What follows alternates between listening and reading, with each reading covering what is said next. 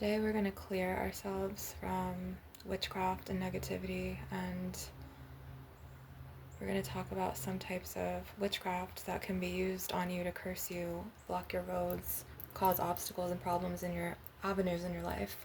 And when I say cause obstacles and avenues in your life, I mean there will be baby witches that will try to experiment, and they will be very new to Earth, and they won't have a lot of, experience in past lives. So then they'll start experimenting and trying to do their own magic, whether they learned it from a book, whether someone told them, whether they Googled it or whatever. So if you're a baby witch and you're like trying to ruin someone's life with magic, I hope that, you really learn in your karma and when it comes back to you, because you don't see the person that you're trying to harm, spirit team. You can't see who's guarding and protecting that person in the spiritual realm. You need to really be careful. For you baby witches out there, okay, I'm a high priestess, I'm a seer. I have many past lives on Earth. I've had many past lives on starseed planets. And my abilities allow me to see, okay? Just like Alice in Twilight, I am a clairvoyant seer as well as a claircognizant and a clairsentient. I'm very powerful in my gifts, to where I've had a lot of witches who were very threatened by my power. My power is very threatened, come up and try to do different things. So as a healer and a Reiki master and a spiritual teacher and a high priestess and a goddess incarnate, I will school you baby witches about what not to do, okay? First of all, if you are a baby witch, you really need to understand that if you come up against someone because you don't like them and you're trying to be malefic and you do baneful magic workings or, malicious intentions to this person, and you're like, oh, you don't like this person, and you see this person as a solitary practitioner and you don't see a lot of people around this person, run.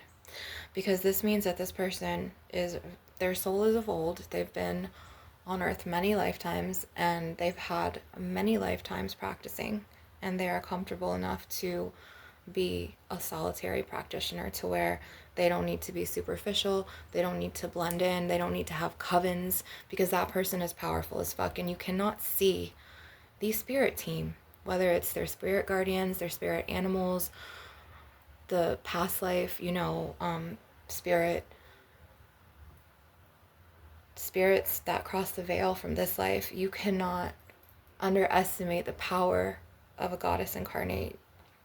And if you do, that's your first mistake. If you think that you could come up against someone who, likes to be alone, that person does not need a coven, because that person is powerful on their own. Understand that that person has a lot of sovereignty in their soul, and they're spiritually evolved to the point where if you see somebody and they are alone, I'm going to repeat myself, for you baby witches out there who are just starting out practicing, and you see that this person has defeated a lot of groups alone, do not magically fuck with them, because when you do, their spirit guardians, their spirit animals, their spiritual ancestors who've crossed the veil, and the ones who are from past lives of them that you cannot see, who are not earthbound or earthside, they will go to war on you and your spiritual ancestors, to where the high priestess doesn't have to lift a finger, but her spirit team is there, and they will do all the fighting that you cannot see.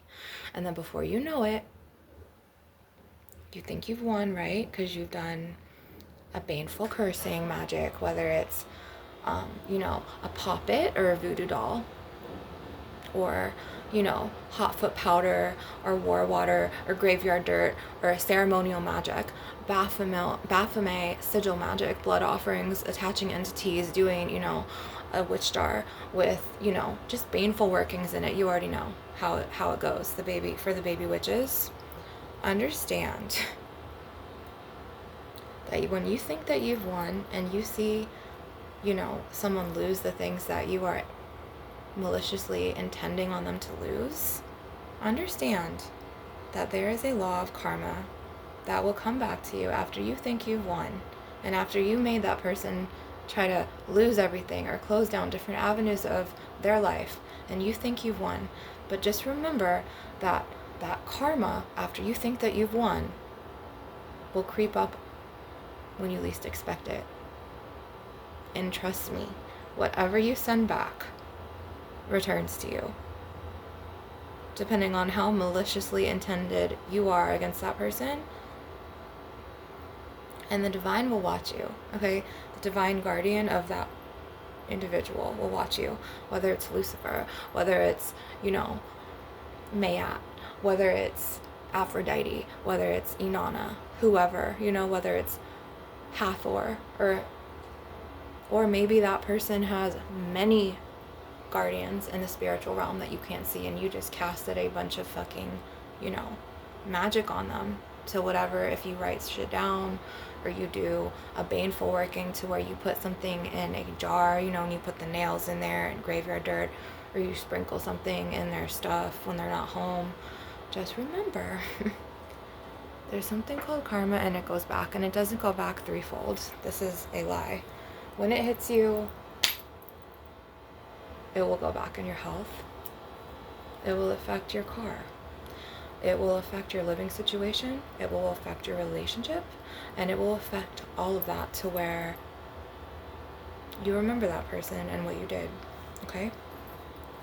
And then, if you're not careful to clear this, okay, and cleanse and cut cords, then it'll keep following you. So that is just a little message to you baby witches that like to fuck around with empresses and high priestesses in the spiritual realm. Remember, if you curse somebody, or if you do a malicious intention spell, or you try to do any type of baneful magic working, you cannot see that person's spirit team. You don't know who you're fucking with in the fucking spiritual world, to where if this person is still breathing, you better stop. Because this means that their guardians are going to war on yours. And eventually, you're going to get everything back. Not times 3, but 300.